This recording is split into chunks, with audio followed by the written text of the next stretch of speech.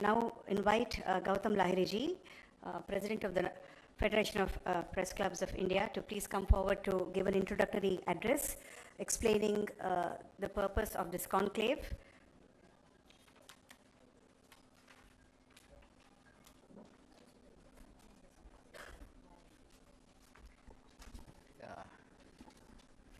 Good morning to all of you. Suprabham. At the outset, I must congratulate Hyderabad Press Club for organizing the grand launch of Federation of Press Clubs. It is the first time an institution has been built, and it will be in the media history. The name of Hyderabad Press Club will be written in golden letters that they have actually hosted this forming of an institution. Let me start briefly welcoming the Honorable Deputy CM of Telangana State. We are grateful that he has come on this auspicious occasion. There are many galaxy of leaders here, like Mr. N. Ram, who itself is an institution, no need of any introduction. Then Anant Nath, former President of Editors Guild of India, who are always supportive to the journey of Press Club of India in the quest for media freedom. And also, I would like to say the chairman of Media Academy of Telangana State, Mr. Srinivas Ji, and he always was supportive of Press Club of India's initiative. No need to say anything about the present incumbent president of Press Club of India. It's the first time that women has been a president, has been elected in the Press Club of India's journey. This journey started in 1958 with the blessings of first Prime Minister of the country, Jawaharlal Nehru ji. And I must acknowledge to Bijay ji. I have no word to say. Well, cannot make it small by thanking him for organizing this. Also the Secretary of the Press Club and his team, he has given us wonderful support. And all of the colleagues who have come all over India here. So all credit goes to him, definitely, I must acknowledge. The journey of this Federation of Press Club actually started, the idea was born in 2016. So it became a decades, now it has become an institution.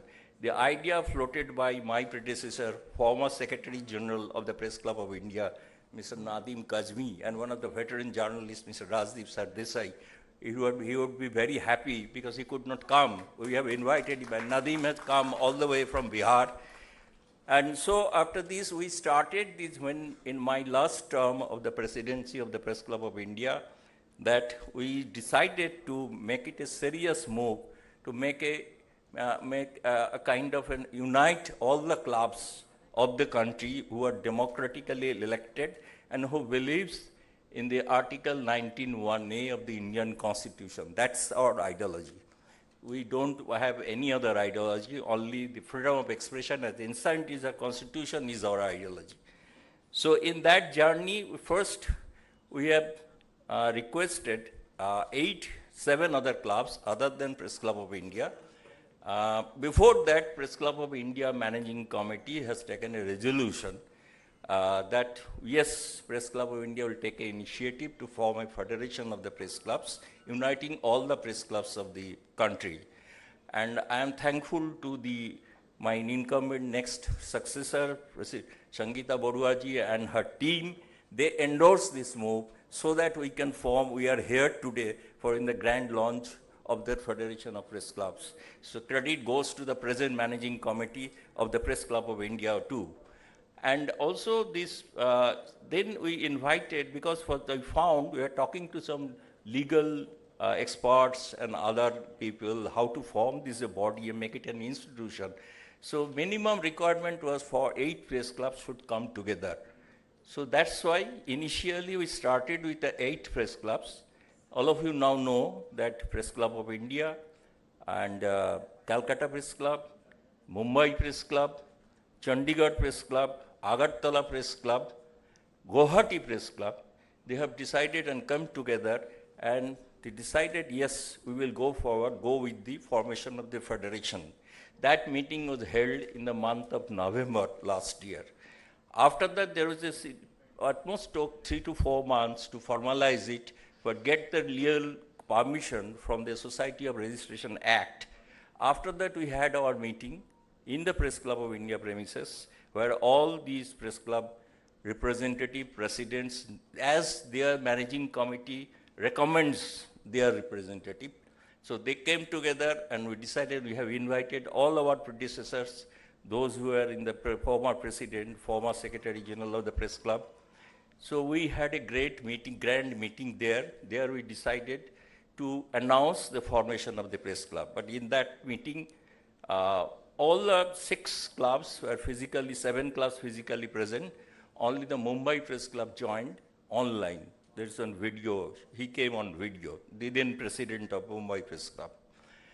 So then Vijayji, the Hyderabad Press Club, he said, you should give us a chance to grand launch of this federation to the people of this country can know that yes, there is a new organization has been formed for uniting the journalists of the country.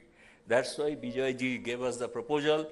We unanimously decided, and we also prepared a memorandum of understanding, memorandum of associations under which the federation will work. They have a constitution, you can call it a constitution, and I must recognize here, we have appointed a full-time chief executive officer. He's a press club member, Vivek Mukherjee. I think whatever he has done cannot be done by, I didn't find anyone in our club who can take the trouble for creating all these kind of, all this work, legal work, and the paperwork. It's a voluminous work, if one can see that what kind of job he has done. Still today he is doing this. We are great that he is here also. And I am grateful to all the press clubs, like Mumbai press clubs. Now the newly elected body secretary, Mr. Anil Singh, is here. And Calcutta press club, Snehashi Sood, he is also here. Agartala press club president, Pranab Sarkar. Chandigarh press club president, Mr. Saurabh Duggal, who happens to be the secretary general of the federation. We have decided unanimously in that meeting that Press Club of India will nominate the president and the treasurer. And also an assistant secretary post, which is Sangeeta Borua. She is the assistant secretary of the federation. Secretary general would be from Chandigarh, and all other clubs will have the vice presidents. So after today, we will have our meeting and we will enlarge and appeal to other democratically elected press clubs to come and join with us. So I am told that Chennai Press Club has come after 24 years. They have an election. We congratulate them for holding a free and fair election. And so I will be glad that if they join today itself in our Federation Governing Council meeting, it will be a second meeting in Press Club Hyderabad. So there we can announce that. Also other clubs are interested for joining. I am told that Northeastern clubs and the Thiruvananthapuram Press Club, then Bangalore Press Club, they have in principle, they have agreed to join.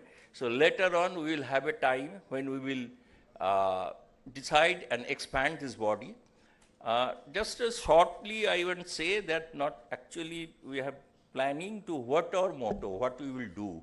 Basically the first thing and first objective is to unite the media fraternity. There is we acknowledge there is no unification of media fraternity in this country.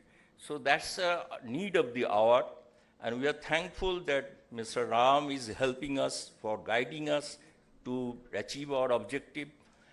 Also, we will do how the media freedom should be in the country, how it should be practiced. So I am not going into details because we will have a discussion among ourselves, then we will declare our policy that's called a Hyderabad Declaration, where the protection of journalists, how the journalists will be protected, and when the journalists are being attacked, how the federation can take up the issues with all sorts of help, like legal help and other help also. So that's our idea, and we will create a kind of an institution so that we can build up the new generation of media fraternity, those who will be enlightened with the idea of the Federation of India and for all the media freedom itself. So which is definitely nobody can deny that it is under threat now. So that's our motto. I will not take much time. Rather, you will all are waiting to hear other luminaries. So thank you very much for giving us the opportunity. Once again, I must congratulate Hyderabad Press Club for hosting us and giving us a beautiful stay for in the beautiful city of Pearls, where gem of journalists are uniting together. Thank you so much. Jai Hind.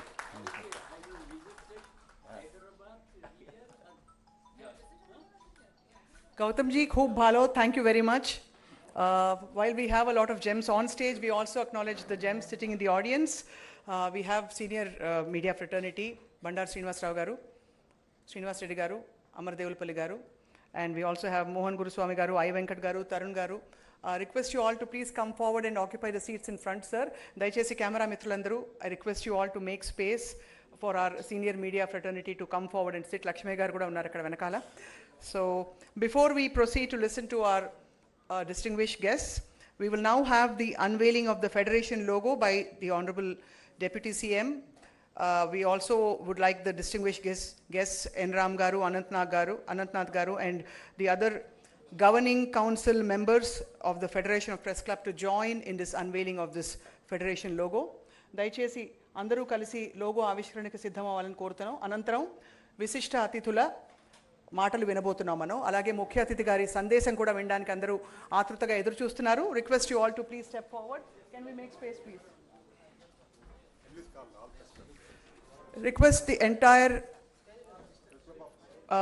Press Club of Hyderabad Federation. Request the Federation governing members to come forward, please.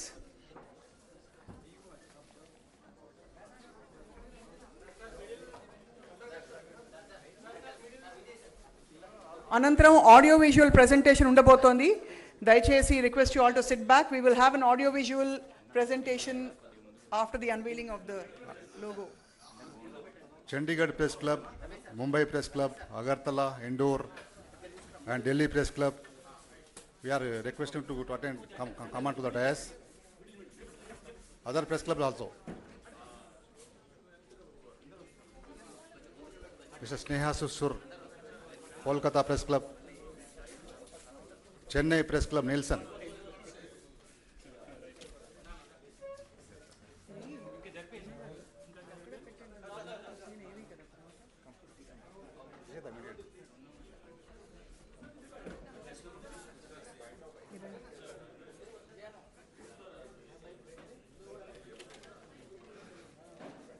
Federation governing body సభ్యులు మాత్రమే వేదికపైకి రావాలని కోరుతున్నాం.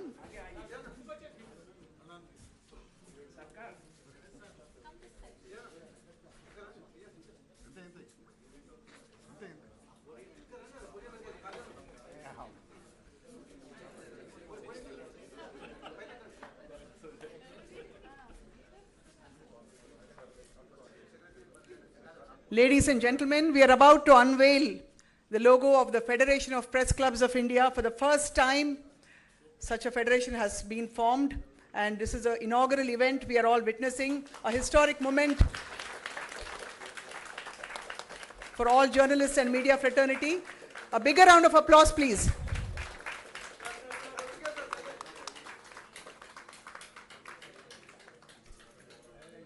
ఏవీ team దయచేసి కొంచెం మంగళకరమైన ధ్వని ఉన్న పాట వేయండి.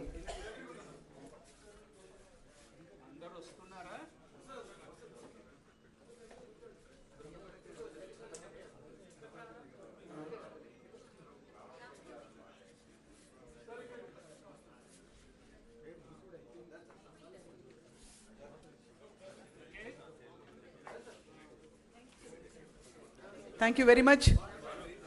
Respected guests, request you all to please be seated. Can we have the team move the logo, please, so that we may watch the audio visual. Audio visual కోసం సిద్ధం అవ్వాలండి. దయచేసి ఆడియో విజువల్ని ట్యూన్ చేసి పెట్టుకోండి డైరెక్ట్గా.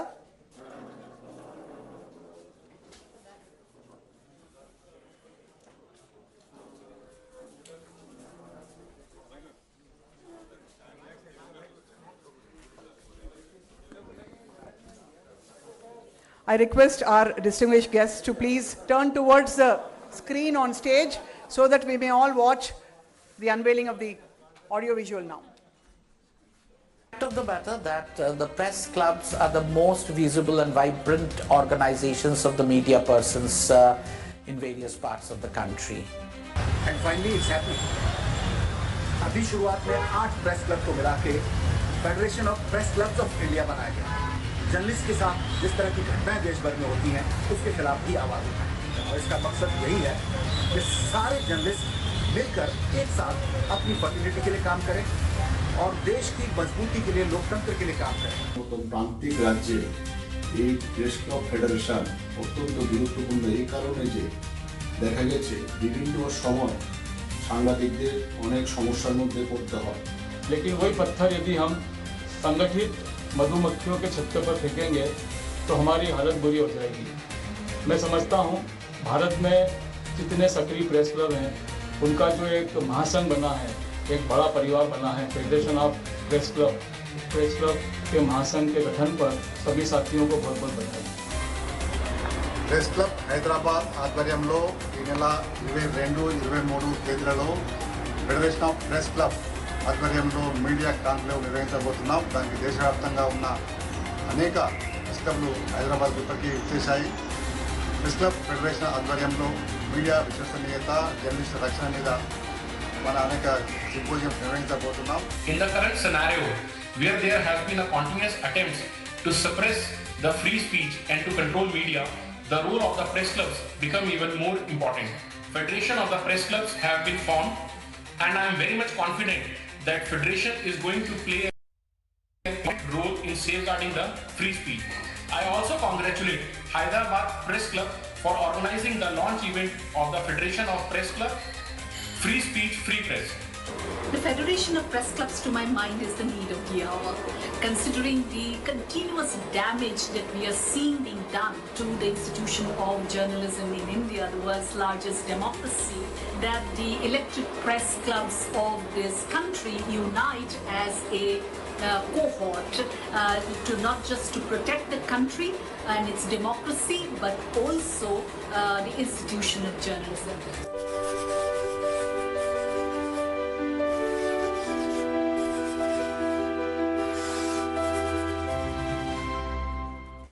Of the matter. It's truly an inspiring moment. I request our distinguished guests to please be seated.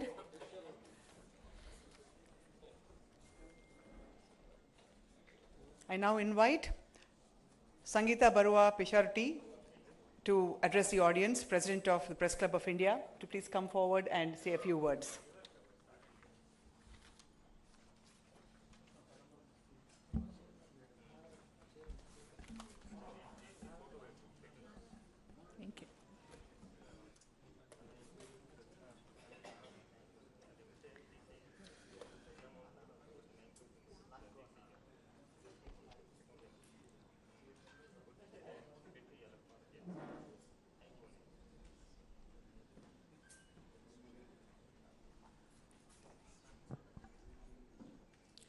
To all dignitaries on the stage, fellow journalists, my seniors in the profession present here, namaskar, good morning, and greetings from the Press Club of India, New Delhi. Today indeed is an important day for the elected press clubs of the country. Finally, we have a federation which would provide the journalist clubs a much needed platform to work like a cohort, as I said a little earlier. So congratulations to all of us. The Federation, as Gautam Das said, is truly the need of the hour. It is born at a time when random arrest of journalists have become the norm. Slapping of flimsy cases against reporters and independent media houses have become common. We all know why it's done. It's done only to ensure that the process is the punishment. Tools like RTI, which are used by journalists like me to procure official information from the government to do public interest journalism, have been diluted in the name of protecting privacy. A huge brigade of laptop media, unfortunately, has been carefully crafted just to serve the government of the day and their corporate masters, of course. So which is a mockery in a democracy where every institution, including that of journalism, is designed to serve the citizens first. On any given day, this brigade, to my mind, works somewhat like internet bots on social media platforms that we see, copying the same narrative handed down to them by their handlers as if they have mortgaged their brains just to earn high salaries. That's all. The Federation has come at a time when truth in this country is a casualty. People respected journalism, read newspapers, listened to the radio, watched television news just to get to the truth, isn't it? So we journalists were actually the bearers of the truth to the society. To my mind, it was the sole reason the profession of journalism was considered a noble one. However, in the last few years, the very purpose of supporting journalism and journalists by common citizens has received a severe dent. Recently, we saw during the students' protest at Jantar Mantar in New Delhi, several media persons being heckled, not allowed to work by young protesters. They accused them of representing the lapdog media of the government of the day, not pursuing public interest journalism. I don't support violence against anyone personally. Press Club of India as an institution has condemned such actions. We had issued a press release condemning it. But that action from the citizenry actually held up the huge trust deficit of media among common people in the country. So going forward, the Federation as the representative force of India's elected press clubs will have to delve into these fundamental questions, staring at the institution of journalism in India today, including questions like why in the world's largest democracy we have accepted facts like the Prime Minister of the country, who is elected by the people, have failed to even address a press conference of unscripted questions. It may sound unimportant to me, to all of you, to any of us, but therein also lies the hidden fact that addressing a press conference and readiness of an elected leader to take up questions from journalists also means he thinks he is accountable to the people of this country, not a god. After all, journalist's job is to ask questions to the government of the day on behalf of the people. In a democracy, we, including those in power, are all supposed to work for the people. We journalists are supposed to work for the people. I also would like to take this opportunity to highlight that we should address the need for a proper media policy in this country, which would ensure that the fourth pillar of democracy remains in good health. I hope the Federation would give the necessary push, Dada, to the media bill, which has already been put together by a set of competent senior journalists at the behest of the Press Club of India, when the current Federation President, Gautam Lahiri, was the Press Club of India President. A lot of research has got into that work to include all the best examples of good practices from across the globe. Through the Federation, we should try and generate a countrywide demand from all stakeholders, journalists and common citizens alike, to bring such a bill whereby journalism can function without the fear of powers be. If we have to protect journalism, there is no doubt in my mind that we would need to address the issue of cross ownership and multi-channel control models, which has become a plague in this country. Before I end, I would like to express my deepest thanks to the Hyderabad Press Club for organizing the inaugural event of the Federation of Press Clubs. I think Vijay and the entire managing committee members, this is truly impressive and a great start. Thank you. Sorry, I think I didn't yours.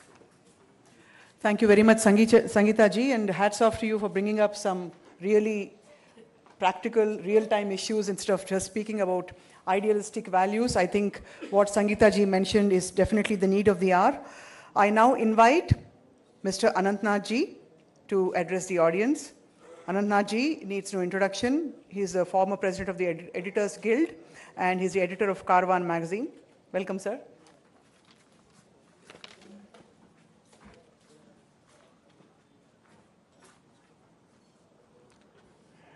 Honorable Deputy Chief Minister, dignitaries on the stage, Ram sir, Srinivas sir, Vijay ji, Sangeeta, Gautam da, Ramesh ji. Again, I can't underscore the momentousness of this occasion. Coming together of 8 press clubs, Gautam da said that this was an idea that was floated in 2016. I'm just referring to the old adage, nobody can stop an idea whose time has come. I wish that the idea had come about 12 years ago, and we wish that this idea had fructified soon enough, given the overall environment we are operating within. In fact, one could say that there has always been a need. We should not be confined to what is happening in the last 10 years. Media has been under attack. Media has always had a need to defend itself for long term, for decades. But more so in the last decade or so, and especially so in the post-COVID era, where the environment, the legal environment, the government's own attitude towards press freedom has taken a far greater and far more sinister dip, and therefore it is all the more important, and a great congratulations to everybody involved for coming together to form this federation. Sangeeta talked about the overall environment we are operating in. I'm just going to add a few more, facets to it. The whole legal system, the way it is shaped up in post-COVID era, starting from the IT rules that were floated, which have allowed government unilateral powers to take down content. They've put together a 3-tiered structure, so-called regulatory structure, which has 2 layers of self-regulation, but the final 3rd layer being government-mandated, a government-compromised ministerial group, which has the sole authority to decide what is problematic. Followed by the sinister fact-checking unit, where the government tried to give itself the sole authority to determine what is fake, false, misleading about its own affairs. So you're the victim and the judge in your own affairs. Fortunately, that was put aside by the Bombay High Court. The Privacy Act, which is in the garb of a noble cause of protecting private citizens' privacy, has now been used to dilute RTI, because most government officers, most government functions have been kept out of the purview of RTI. And at the same time, there is no journalistic exemption, which was there in the previous bills that were floated, but the final act had no clause of journalistic exemption, leaving a big gray area that is journalistic work, which invariably deals with private information of public officials. Whether you're in politics, you're in corporate affairs, you're in sports, as a journalist, we are meant to deal with your private information as well, from a point of view of public inquiry. There's a gray area whether journalists will come under Privacy Act and Privacy Board and accountable to whatever rules that the Privacy Act has sort of put in together. There was a broadcast bill that has fortunately been put away.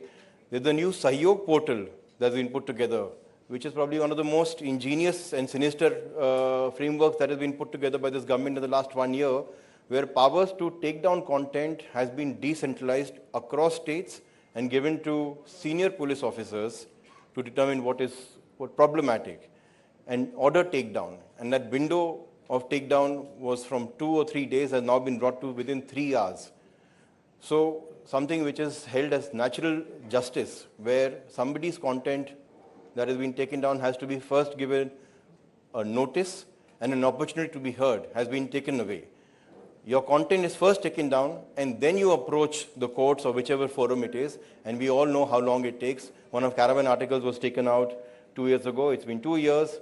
There's not been even substantive arguments yet, and the government has been able to sort of get away, and Caravan is one of them. Many other instances are there where articles, and not just articles, tweets, Facebook posts have been taken down. The criminal laws, the new criminal laws that were put together, ostensibly to replace the colonial laws. The wording of these new criminal laws uplift the powers that were given by the colonial, so-called colonial laws. They were far more respectful when we look at the BNS, how sedition, which was set in abeyance by the Supreme Court, has been reintroduced as treason. The wording of what is treasonous has been expanded, made more vague. False information and misleading information has been criminalized. Now, what is false information? What is misleading information? Who will determine? Obviously, a police officer will determine. Obviously, an SHO will determine. You can file a complaint, a government act, a state agent can sort of find a non-state agent to file a complaint, and suddenly that complaint gets into an FIR under false, what is called false information, and then the process starts. As again Sangeeta said, process becomes a punishment, which is far more difficult for smaller journalists, which is far more difficult for independent media organizations, and equally for large organizations. Once the process is started, you become prisoner to that. So all these things, the IPC provisions which have been expanded into BNS, the regulatory environment itself has become very intrusive. Not to mention the way investigative agencies, IT, ED, CBI are used. When a simple act of reporting on a rape case is turned into an unlawful and a terrorist activity. And that's the Siddique Kapan is one case, but there are multiple such cases in smaller towns. I was just looking at the list. Journalists like Sujit Sarkar in Assam, who's beaten up by 20 people, by MLA goons. Journalist Vijay Pradhan in Odisha was tied up and dragged through street for 2 hours because he exposed the work of NHR, public work. Sneha Barve from Maharashtra was beaten up because he was reporting on how riverbed construction was being illegally done. These and so many cases which happening at local level, and national media often doesn't even get to know about it. According to CPJ and GIJN, about 27 journalists have been killed in India since 1992. These are not isolated incidents. When one such journalist is beaten up, murdered, or roughed, or put in jail, it's an attack against entire press. And therefore, a body like Federation, where not just 8, but I'm sure dozens of press clubs will eventually come together, become eye and ear for the fraternity at large. That even the smallest attack on any journalist, on an independent media organization gets a national level amplification, so that the entire fraternity comes together to resist that, to ensure that the system doesn't become accustomed to misusing the powers which has been so liberally given. Gautam Da talked about 19(1)A is our focus. And the focus should also be how to blunt 19(1)B. The restrictions that have been placed in freedom of speech and which are the genesis, all those vague restrictions which have found space in all the laws. How do we blunt the use of those restrictions, and at least the liberal and the almost indiscriminate use of those restrictions are being allowed in all these laws? That has to be checked. It's a constitutional provision. It's not easy, but we have to come together to ensure that all those restrictions which have found place in IT laws, civil laws, criminal laws need to be checked. And I know the Federation has put together a big memorandum for itself. I thought I'll just give a few areas where the Federation needs to sort of, beyond the obvious one of making sure that local becomes national. Any local attack gets national significance. But the Federation should come together, I'm sure it will come together, to work on 3 or 4 issues which are very important to sort of blunt the attack of the current establishment at least, and also non-government establishments as and when the local power centers attack any entity of press. Often I said about statements, that what do statements do? Statements is a very important message of solidarity, that the person under attack is being looked after. And if all press clubs come together and issue statement, it creates an amplification. Those statements find space in larger media, and all of you will be members of your local organizations. The impact of that amplification cannot be underscored. Representations to governments, we've had some success. In the case of broadcast bill, in fact, press club organized a press conference. I was part of that. Digipub was part of that. Ravish Kumar was the speaker. And various organizations, Guild, Press Club, multiple other organizations made representations. Thankfully, the broadcast bill was taken back. One success at least where we achieved some, we were able to sort of push back on the government. Even in the Privacy Act, thanks to multiple representations made by Press Club and various other press bodies, at least the MeitY secretary called for a meeting. And at least he gave us verbal assurances that journalists will not be under the purview of Privacy Act. We wanted more, but at least we got that much. Let's not undermine what we got. Let's not undermine the fact that the MeitY secretary had to force because multiple press bodies came together. Judicial action. Once the law is passed, up until the law is being contemplated, we have representations, but once the law is passed, we have no other option but to go to the court. The more petitions are filed, the more importance that the court will give, because then it doesn't become, it gets elevated from a single entity's interest to an industry-wise interest. The fact-checking unit is a case where multiple organizations, Guild, I think it was Magazine Association and various other organizations put together a petition, and finally the Bombay High Court held it unconstitutional. There's an appeal been filed against in the Supreme Court. We have to challenge that. Sedition was put under abeyance. Again, multiple organizations had filed petitions. Unfortunately, sedition has found a place against under treason. The Sahyog portal is one such example, and the Privacy Act is another example where I hope the press clubs and the federation takes a lead in challenging it judicially. Yesterday, Ram sir and all of us were talking about lawyers and the need for making a network of lawyers who are willing to work with journalists. I think the number of lawyers who are out there who feel for the cause is a lot, from senior to younger lawyers. At the Guild, we've had great help from lawyers like Shri Kapil Sibal, Sham Diwan, multiple other lawyers who have fought cases for us pro bono. And similar lawyers are there in every high court, in every major court of the country. What is required with the federation if multiple press clubs are a member of this network to create a list of such lawyers which can be roped in, who will work for us, who will not sometimes work for institutional issues, but also if an independent journalist needs help, who doesn't have the resources to hire a lawyer, if the press clubs, if the federation can put them in touch with well-meaning lawyers, that will be a great help, because who will otherwise help them? So this is an important, need gap, so to say, that is existing, and I'm sure they will fill it up. And finally, I would say, while we can look at the world at large, and Sangeeta did talk about that, the trust deficit, we have to look within. Why is it that there is such great deficit of trust within media or with media? I think if we want others to be accountable, we also need to be accountable to something. Of course, we don't want to be accountable to any government-mandated body. And that's why the urgent need for creating a robust self-regulation mechanism.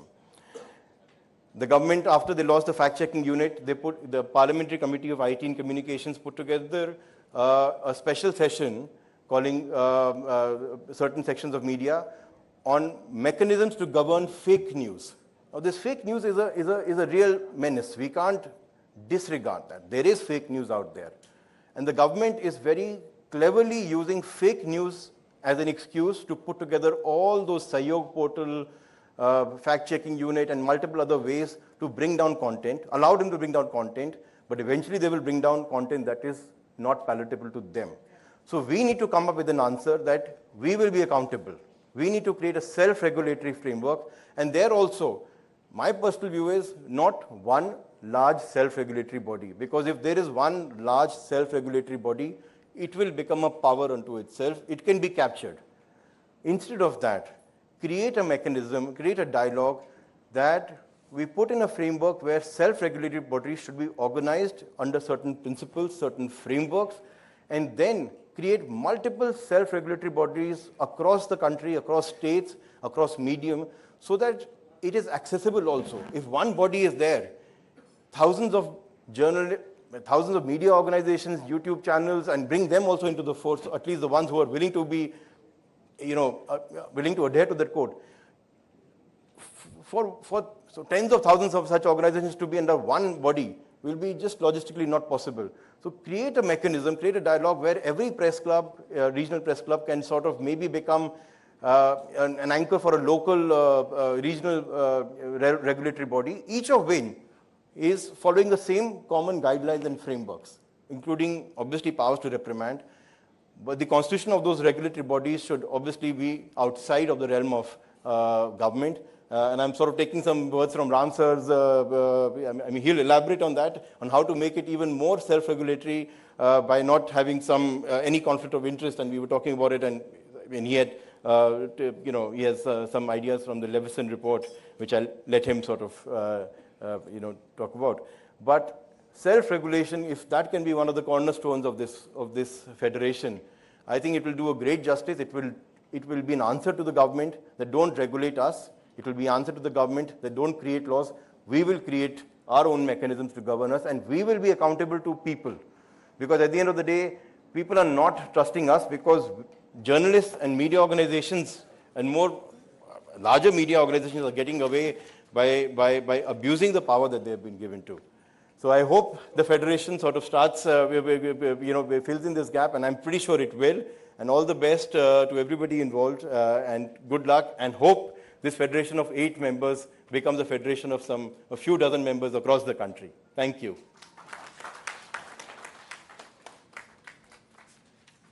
Thank you, Anantnath ji, for bringing up some really relevant points. Back in those days and since then, if we had to confirm whether something was right or not, I remember my elders telling me, look up what has been published in the Hindu. And the Hindu publication stands as a hallmark of credibility and dignity.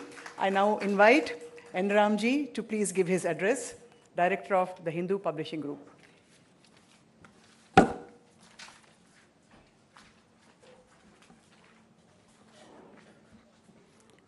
Honorable Chief Guest, Deputy Chief Minister, Sri Mallu Bhatti Vikramarka,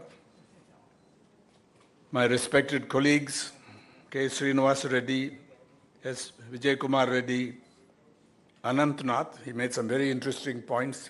He's not quite of Gen Z, but compared with me, he's pretty close to it. Sangeeta Barua Pisharoti, President of the Press Club of India, leaders and members of well-functioning press clubs. 8 have come here, and I'd like to include others as well, including the Chennai Press Club. A representative is here. I'll tell you a little bit about that a little later, either today or tomorrow. Media friends, it's a privilege and a pleasure to be here in Hyderabad for the launch of the Federation of Press Clubs. The formation of a national federation of press clubs comes at a significant moment for Indian journalism. But before I proceed further, I must, on behalf of all media journalists and media persons here, give thanks where they are due, namely to the Deputy Chief Minister and the government headed by Chief Minister Revant Reddy and the whole team for one distinguishing feature.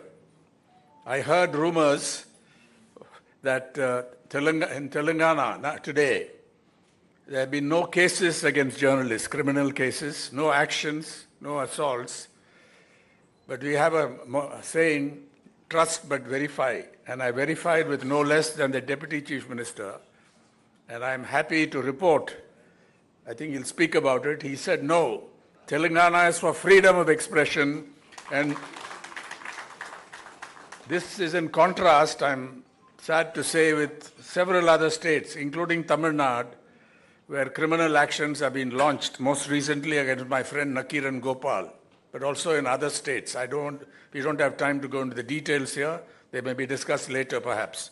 But this is something to be noted at the outset. And may this tribe increase.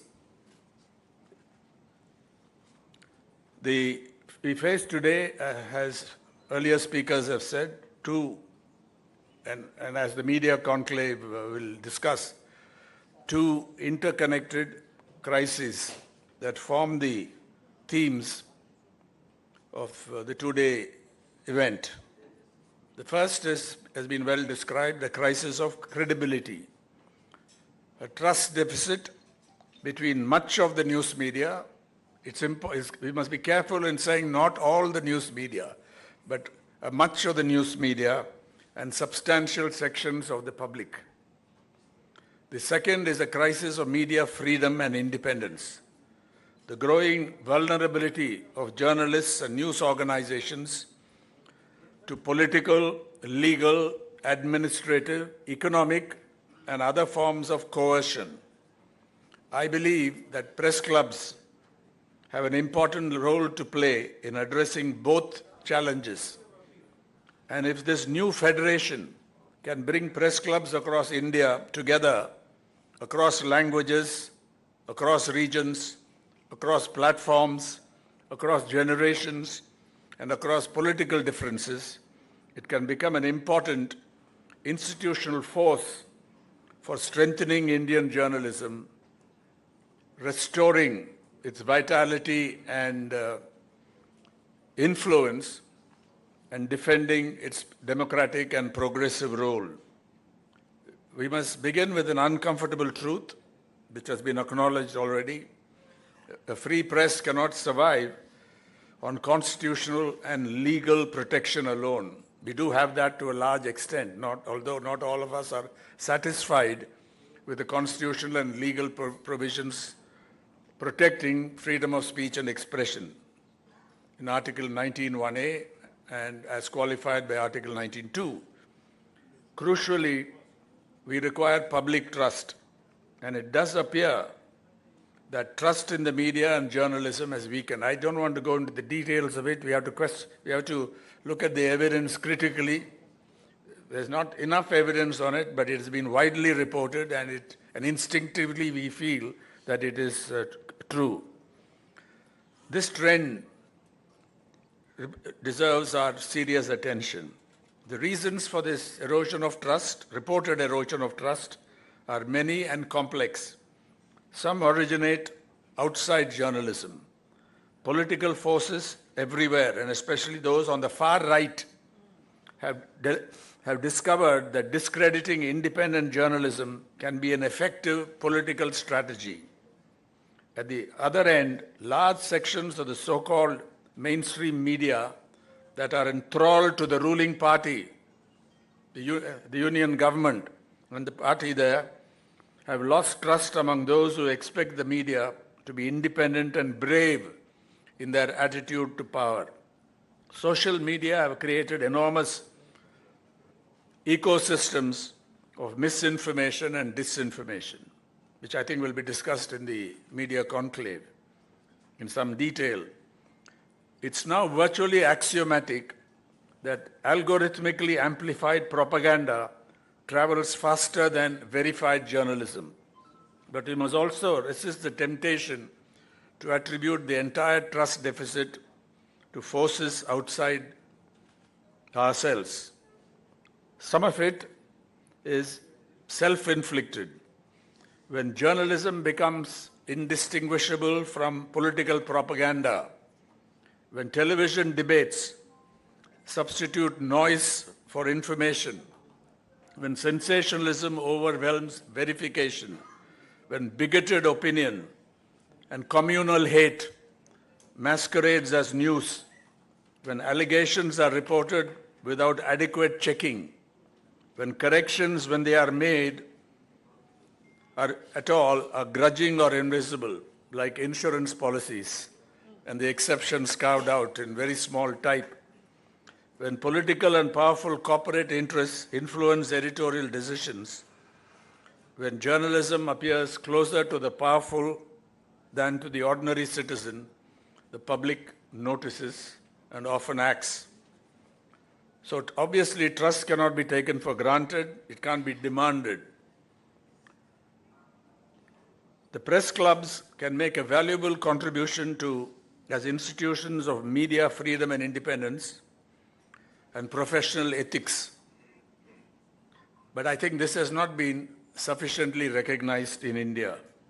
A press club worth its name cannot, I think the president of the federation made that point right at the outset, if I remember right. that it can't be just a place where journalists meet socially in the evenings, he said, or something to that effect, or to entertain themselves. That is a legitimate function. I don't want to debunk it. It's a deliberate, legitimate function, but it has to be we have to set our sights higher than that. A press club as a professional institution must have a sound constitution, an MOA which you have, and bylaws and rules guaranteeing good and transparent governance. It must not be a closed shop. It must hold regular elections in which members elect their office bearers in a free and clean way. And at yesterday's dinner, I think I mentioned this about the Chennai Press Club. The Chennai Press Club, before 2024, held its last elections in 1999. But when after a great deal of effort, and a guidance committee was set up and intervened in the process, the elections were conducted by a respected retired High Court judge and a team of lawyers, with no member of the press club involved in the elections. The turnout, I think it's a world record for a press club, was 91.27% of 1,371 members. And there were 44 contestants, and Mr. V.N. Swamy, 95 years old, the oldest member of the Chennai Press Club, came all the way from Madurai to Chennai to cast his vote. I think one of our best representatives of the press club, Nelson, is here, and I think he can tell you more about it tomorrow. He has been invited by the president of the federation. So I'm very happy to report this tremendous reform that has taken place, and that's an example. You have stories. There are stories of other press clubs which have been through times of troubles and emerged or not emerged out of the trouble. So these are, I think, very important. A press club, of course, and I think I want to pay tribute to the Press Club of Hyderabad, not just because I'm here, but it has been in the forefront of on the issues that press clubs should take up from the beginning. At least from the 1980s, I'm familiar personally with this. And Delhi also, but Hyderabad has been the Press Club of Hyderabad has been a very important player in what we are witnessing today, namely press clubs worth their name, well-run and well-governed press clubs forming a federation. I'll share more details a little later. Now, the second challenge, coercion by the authoritarian state. It will be unfair to believe or say that we have problems only with the union government, the BJP government, the Modi government. Many state governments belonging to different political parties, that's why I singled out Telangana this time, I think have also been intolerant, have also adopted coercive tactics, filed criminal cases with the police picking up journalists, trying to arrest them in this case. So we have to recognize this, and regardless of our political preferences, views, or ideological orientation, we have to come together on a principle basis whenever journalists are unjustly targeted in connection with their work. I'm not talking about personal quarrels and so on. We are talking about coercion used against journalists in connection with their work, assuming the journalist has not done something that deserves criminal action. And in 99% of the cases, you will find that it is unjust. That is our experience. The instruments available to the modern state are formidable. Criminal prosecution, police investigation, raids, seizure of electronic devices, surveillance, tax and financial investigations, restrictions on access, internet shutdowns, blocking orders, and the deployment of broadly worded laws against journalists and media organizations. This is why I think the word is yours, collectivization is essential. An attack on one journalist must become the concern of journalists everywhere. Ravi Nair in Gujarat, and also somebody living in Hyderabad, but not, but the action was from a neighboring state, which I need not name here yet. He is also facing trouble. Hearteningly, this collectivization is beginning to happen or has been happening over swathes of political India, thanks to active, well-governed and soundly functioning press clubs, thanks to the Editors Guild of India, its former president is here, thanks to organizations of working journalists, some of them have been weakened in recent years, and some foundations or groups committed to media freedom and independence and democratic rights. Let me remind you of what happened in 1988. Indian journalism has already demonstrated what collective action can achieve. And my mind goes back to the extraordinary struggle against the Defamation Bill of 1988. The Rajiv Gandhi government introduced the bill in the Lok Sabha on August 29, 1988, pushed it through the House with extraordinary speed, the way they do it now. This was the time our Bofors investigation was in full swing, and several media organizations were in pursuit of the story. The Defamation Bill 1988 contained provisions that journalists regarded as profoundly threatening. Among the other things, the bill sought to shift important burdens onto defendants in criminal defamation cases and to create procedures capable of having a chilling effect on investigative journalism. But what happened next was remarkable. The Indian press came together in a way not seen before. Journalist organizations, newspaper employees, press clubs, editors, publishers, and even proprietors, people who disagree vigorously on politics and on journalism, recognized that something fundamental was at stake. A coordination committee of the national press was created. Editors spoke with one voice. Journalists mobilized across the country, and again, the Press Club of Hyderabad was key in fighting back against this. The Editors Guild, under the stewardship of the late Sri Ramoji Rao, did a splendid job of mobilizing media opposition to the bill, and I recall working with him closely during those heady days. On September 5, 1988, journalists covering Parliament boycotted proceedings and joined the big protest march in Delhi. I still have a photograph of a section of the march in New Delhi in which Sri Ramnath Goenka walked along with much younger persons like Arun Shauri and me. Parliamentary records note this extraordinary event. The following day, there was a nationwide media strike. Journalists, editors, publishers, and newspaper employees stood together. Lawyers, intellectuals, trade unions, students, and citizens joined the protest. On September 22nd, Prime Minister Rajiv Gandhi, to his great credit, announced the unconditional withdrawal of the bill. I think there may be a few people here who can remember that or have participated in that experience. So this is something that inspired a lot of people. The other thing is we should not get too dejected about what's there. I think there is still a lot of space in India for press freedom, media freedom, for freedom of speech and expression. But very often we say it's gone. Or they say this is like an emergency. This is not an emergency. I know what an emergency was. It was total censorship. Fortunately, it didn't last long. There are vast spaces and there is also resistance. An independent and vigorous press in a country and a population as vast and diverse as ours is inherently pluralistic.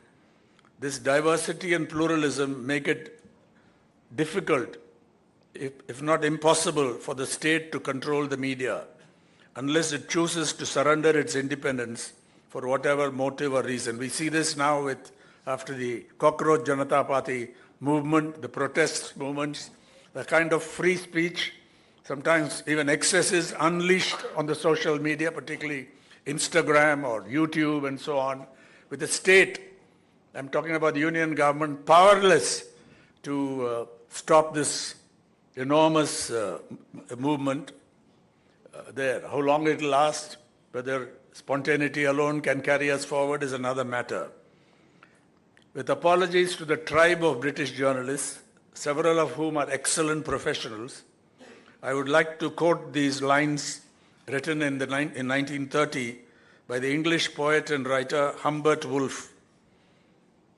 You cannot hope to bribe or twist, thank God, the British journalist, but seeing what the man will do unbribed, there is no occasion to. So I think this brings us to the final point that the Federation of Press Clubs in India can become an important player. Imagine a national network capable of responding immediately when a journalist is threatened anywhere in India, in any state. The Federation can develop a quick-acting national journalist defense mechanism. It can document attacks on journalists the way Vivek Mukherjee has been doing, but I think it needs more support.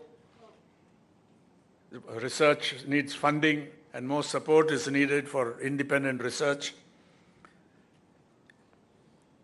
So it can document attacks on journalists the way the New York-based Committee to Protect Journalists, I follow their work and data closely, has been documenting attacks on journalists from 1992. The Federation of Press Clubs can set up and activate rapid response teams to protect journalists when they are arrested, threatened, assaulted, or subjected to coercive legal action. It can issue meticulously verified public statements on what happened. It can work with the Editors Guild, journalist unions, digital media organizations, publishers' bodies, civil liberties organizations, and lawyers to protect freedom of expression and the rights of journalists. It can draw from a panel of lawyers, it has already been mentioned by Anand, to provide urgent legal assistance to journalists in trouble in connection with their work.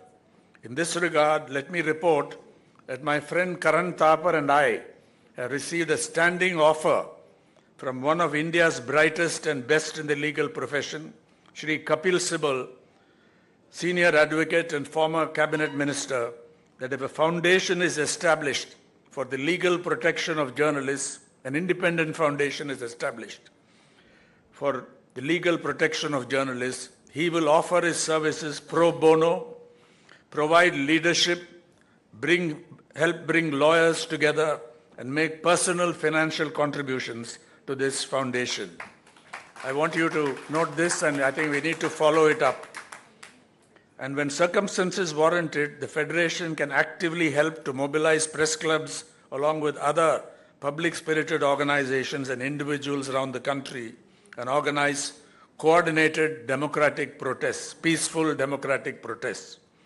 The lesson of 1988 is that governments cannot ignore an entire profession standing together. We have much more to discuss in the media conclave, and I have already taken perhaps too much time.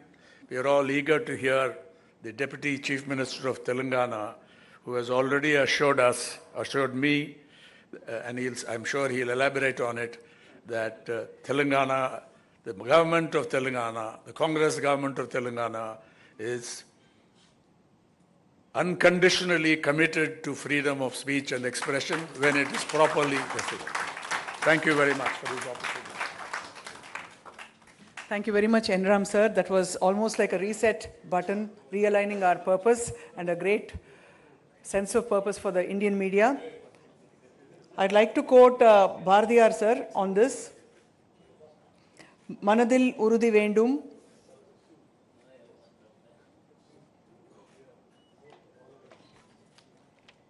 I'd like to quote Subramanya Bharati sir on this, sir. Manadil Urudi Vendum, Vakinile Inimai Vendum, Ninaivu Nalladu Vendum, where there's determination and purpose in thought, I think everything is possible. At the Kallatukum Press Club Federation Vendum.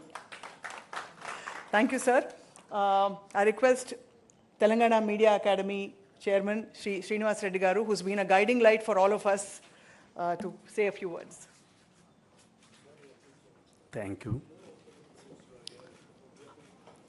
Honorable Deputy Chief Minister of Telangana, Sri Batti Vikramarka garu, respected N. Ram, and also former Press Guild of India President and Editor of Carbon, Mr. Nath, the Federation of Press Clubs of India President Gautam Lahiri,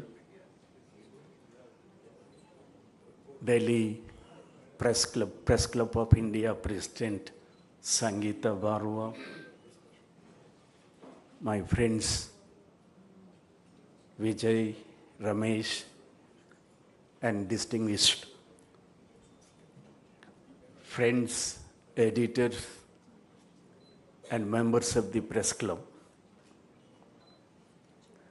I can say today is a milestone for the working journalists in this country,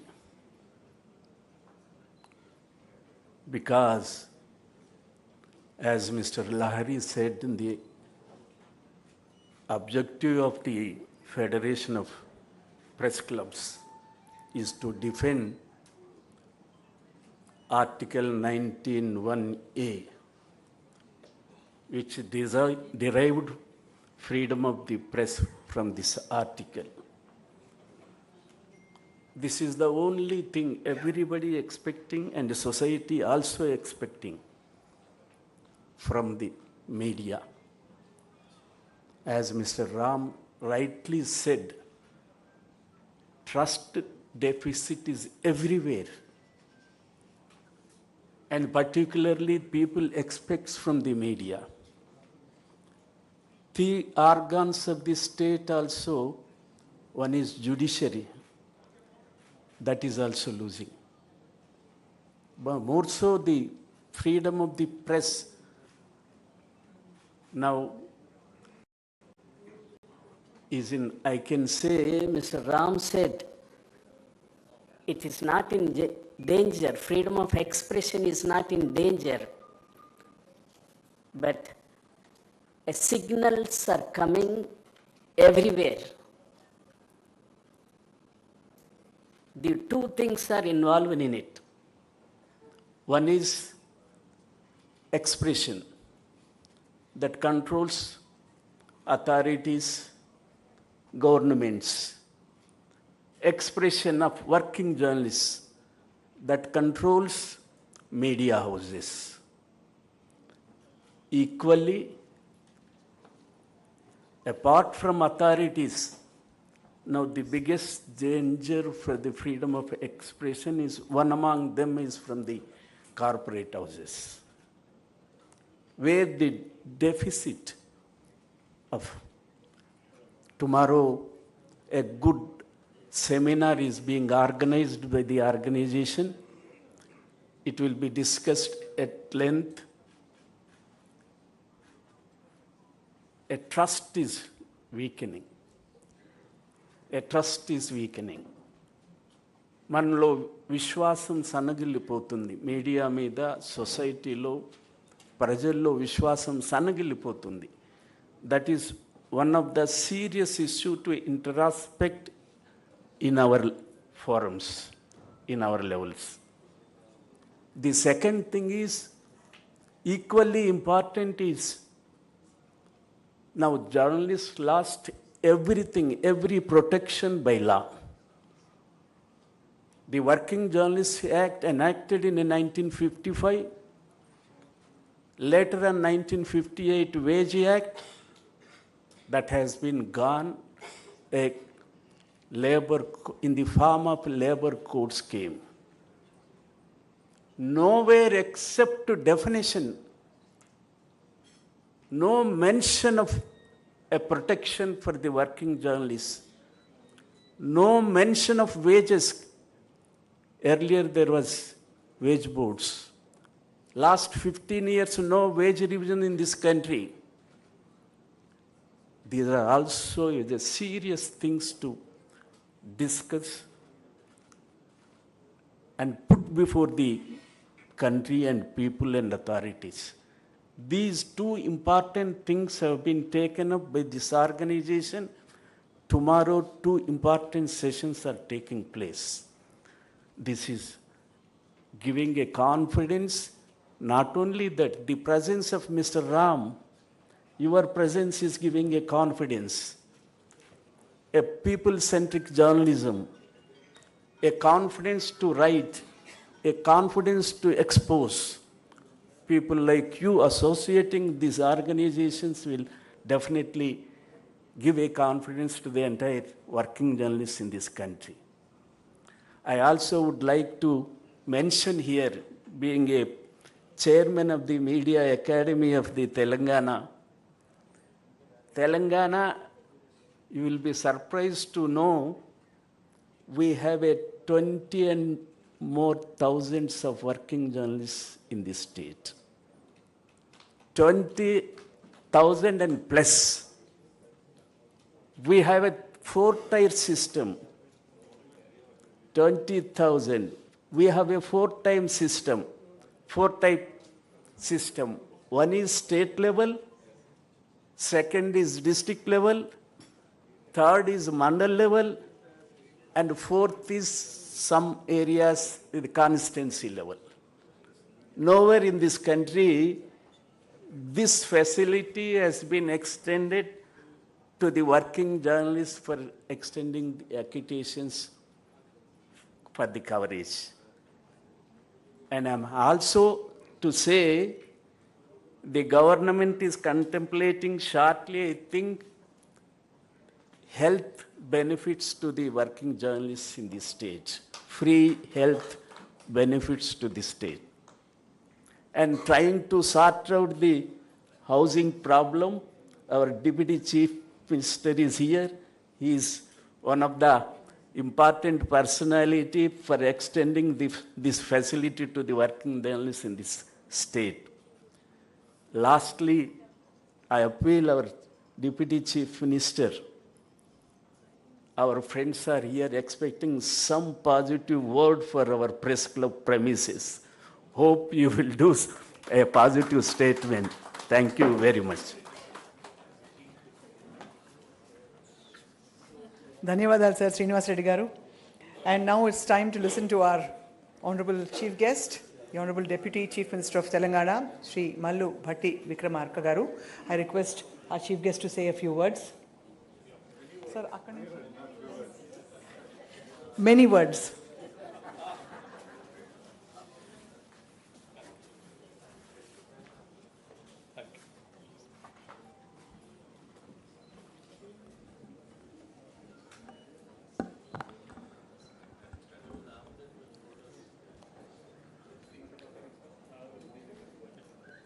Shri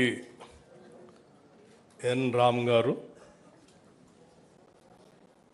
senior journalist, former chairman and former editor-in-chief, The Hindu. Sri K. Srinivas Reddy Garu, chairman Telangana Media Academy. Srimati Sangeeta Baru Pesharoti, President Press Club of India. Sri Arantnath Garu, editor of the Caravan and former President Editor Guilds of India. Sri Gautam Lahari Garu, senior journalist and Federation of Press Clubs. And Sri Vijay Kumar Reddy Garu, organizing representative and President of Press Club of Hyderabad. Sri Ramesh Garu, General Secretary, Press Club of Hyderabad. And office bearers of and members of press clubs from across India. Senior journalists, friends from the media, ladies and gentlemen. It gives me a great pleasure to welcome all of you to Hyderabad.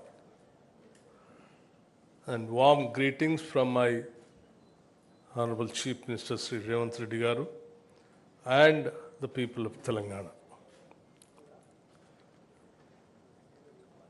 8 press clubs have come together to establish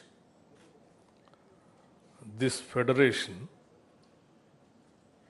Getting journalists from 8 different organizations to agree on the same story is itself a serious achievement. So perhaps the federation has already passed its first step. But there is a serious purpose behind today's gathering. Because journalism in India has never been just another profession. It has been part of the making of India itself.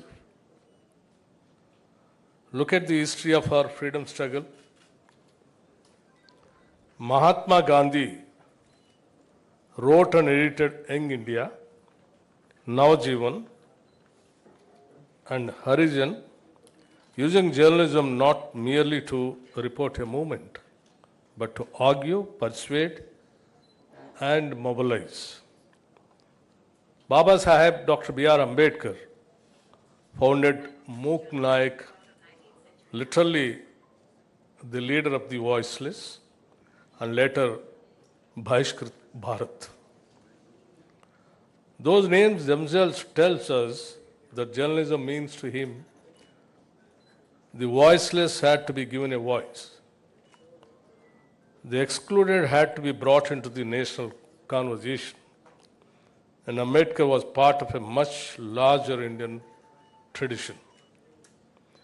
Lokmanya Tilak used Kesari and Maratha to challenge colonial authority and awaken political consciousness. Before them, Dadabhai Nauroji had used Rashtra Gupta, the truth teller, as an instrument of social and political reform. Sri Maulana Abul Kalam Azad Ji Al Hilal became a powerful voice against colonial rule. And papers such as Amrit Bazar Patrika and The Hindu became important voices of Indian public opinion in age when expressing that opinion could itself invite the displeasure of the colonial government. These were very different publications founded by very different people, but there was a thread connecting all of them. Journalism was not simply about producing news. I just wanted to stress on this point once again. Journalism was not just simply about producing news. It was about producing citizens. It informed people. It awakened them. It challenged authority. It gave political voice to those who had very little power of their own. These newspapers had to survive financially, of course, but their reason for existence was larger than their balance sheet. The element of commercialism was successfully integrated with the imperative of achieving an enlightened citizenry. That is an inheritance with remembering and today in this meeting also.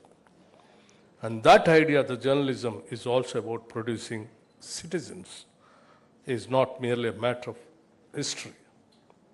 We are entering the 88th year of our independence. Only days ago, Sri Mallikarjun Kharge ji,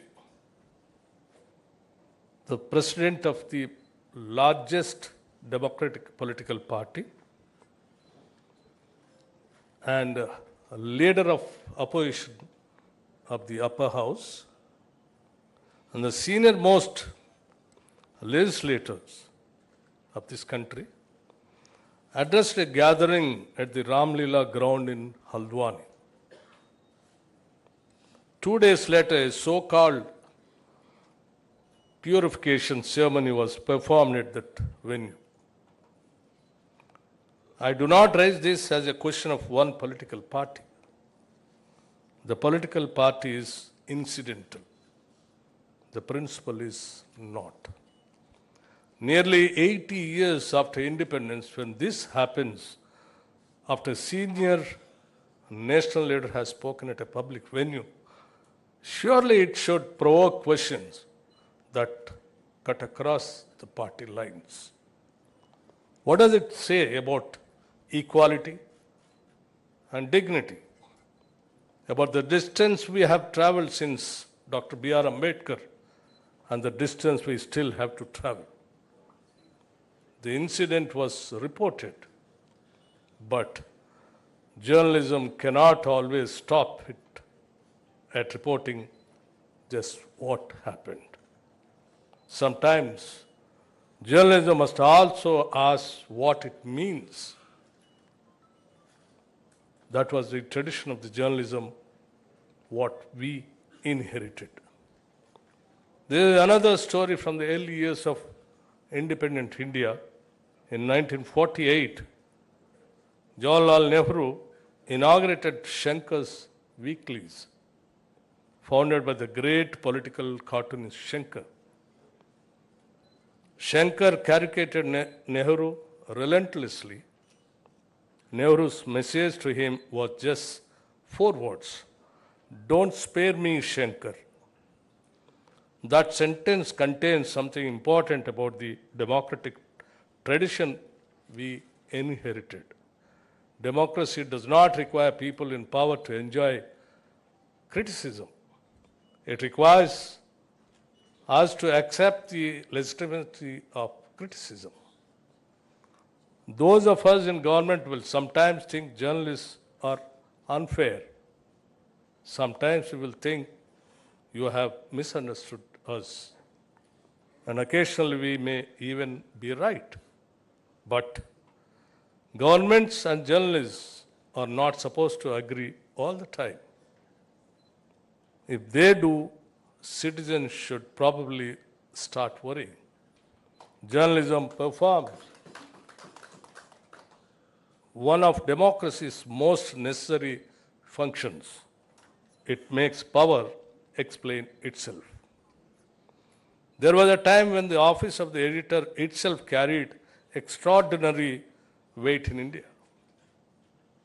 One distinguished editor famously described his position as the second most important job in the country. Perhaps that contained a little journalistic modesty. But the remarkable thing is that people understood what he meant. An editor could influence the national conversation. A proprietor like Ramnath Goenka, just now, Sri Ramji also mentioned about the incident. I would like to quote the same kind of. A proprietor like Ramnath Goenka could take on governments and prime ministers through the power of his newspaper. The press could make governments uncomfortable. We should ask ourselves as difficult questions today. Can the editor of a newspaper still make that claim today? Not that he or she is the second most important person in India. That was perhaps always a little hubristic. But does the institution command the same authority? And if it does not, why not? Part of the answer is that journalism itself has changed. News organizations have to survive commercially. There is nothing wrong with that. Journalists need salaries. Newspapers need investment, technology, cost money. But journalism cannot become only a trade. Because a newspaper is selling a product but it is also performing public function. The danger begins when we confuse the two. A newspaper must have a market, but journalism must have a purpose. That purpose is to inform the citizen,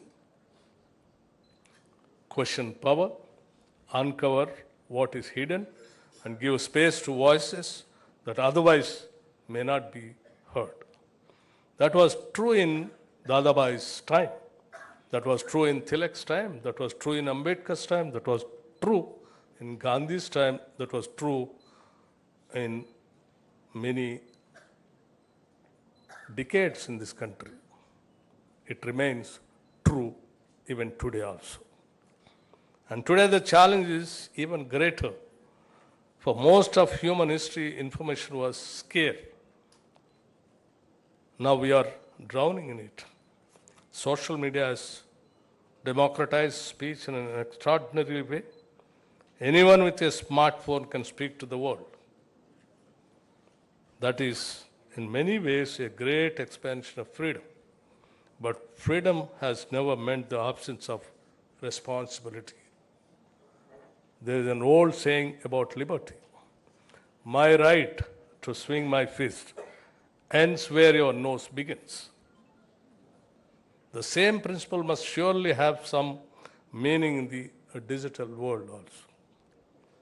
My freedom to speak cannot become a license to deliberately destroy another person's reputation with a falsehood. Freedom of expression cannot mean freedom from responsibility for what we express. And technology has made this challenge far more complicated. A rumor can cross India before a reporter has finished checking with whether it is true or not. A photograph can be manufactured. A voice can be cloned. Artificial intelligence can generate thousands of convincing words in seconds. And algorithms increasingly decide which voices are amplified and which are not. The loudest statement, the angriest statement, sometimes even the most outrageous statement can travel the farthest, not because it is true, but because it keeps us looking at the screen. Technology has democratized the rights to speak. It has not democratized the discipline of journalism. So the great shortage of our age is no longer information. The shortage is trust. And that may also be journalism's greatest opportunity. Because when everybody can publish, the journalist's most valuable position is no longer the printing press, its credibility. But we cannot defend journalism without defending journalists.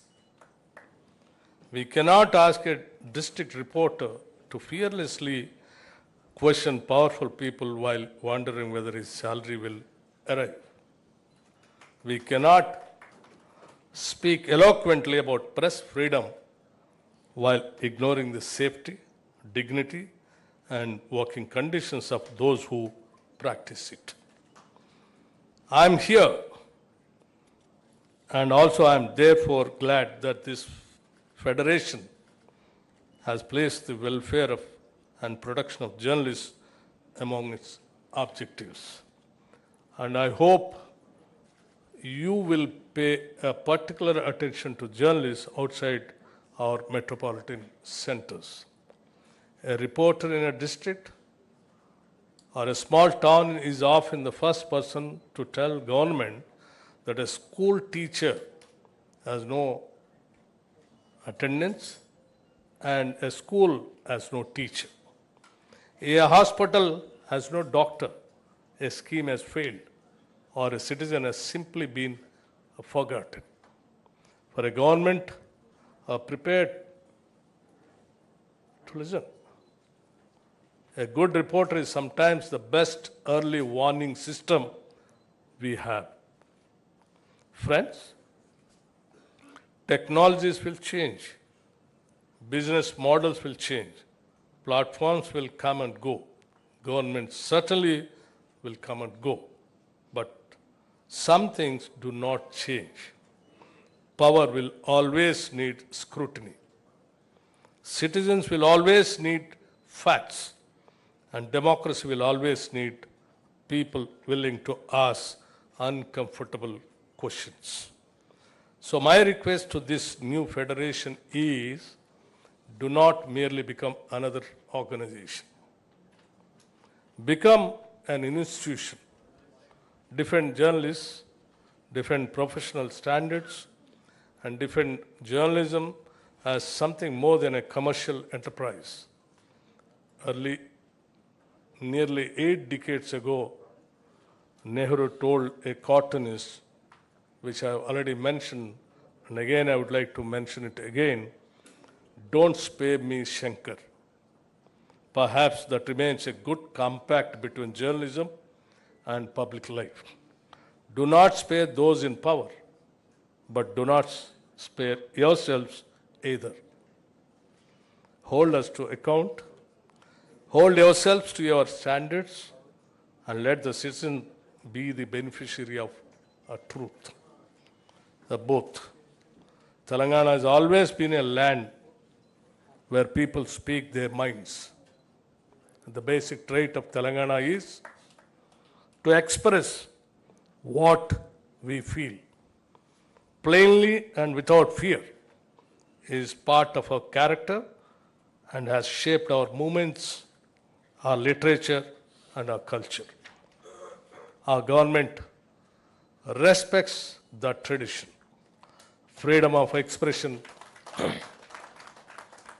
carries great weight in Telangana, and those of us in public life must have the confidence to hear voices that disagree with us. So when Nehru said, don't spare me, Shankar, we understand the spirit of those words. Speak freely, question freely, and let those in power have the courage to listen. It gives me great pleasure to formally launch the Federation of Press Clubs here in Hyderabad. And I wish this federation becomes a great success and gives a light to the freedom of expression in this country, and many more the requirements of the journalists. The federation will take care of all those things with a proper institutionalized activities. And once again, I wanted to make it very clear to the press clubs who all have come from all over the country.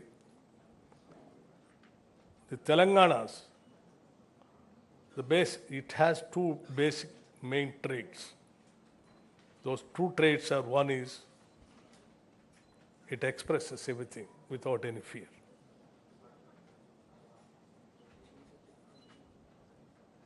And the second trait is, it believes in hosting.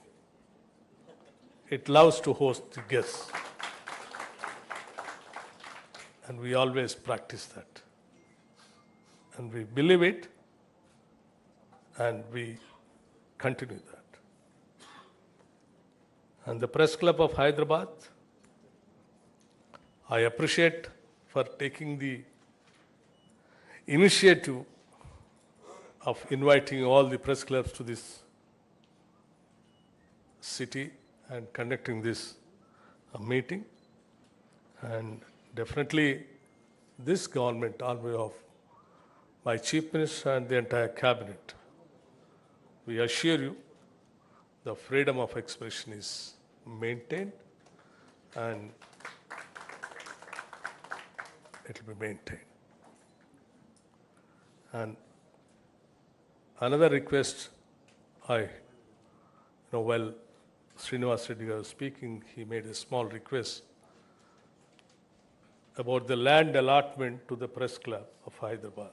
Yes, we have already received the representation and it is under examination, and I can definitely assure you here the government will positively consider it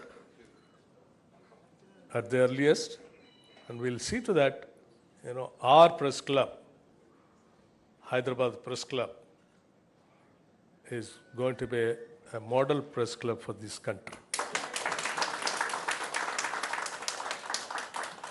Thank you very much, sir. And Jai Hind and Jai Telangana.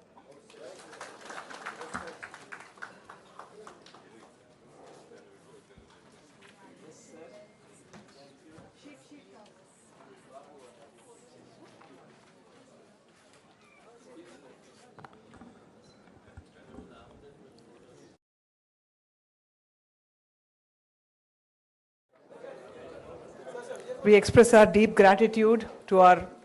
Now, the Federation of Press Clubs of India President Gautam Lahiri,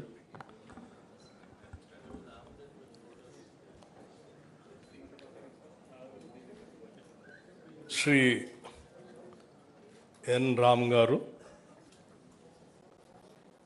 Senior journalist, former chairman and former editor-in-chief, The Hindu, Sri K. Srinivas Reddy Garu, Chairman Telangana Media Academy, Srimati Sangeeta Baru Pesharoti, President Press Club of India, Sri Arantnath Garu, Editor, The Caravan and former President Editor, Guilds of India. Sri Gautam Lahiri Garu, Senior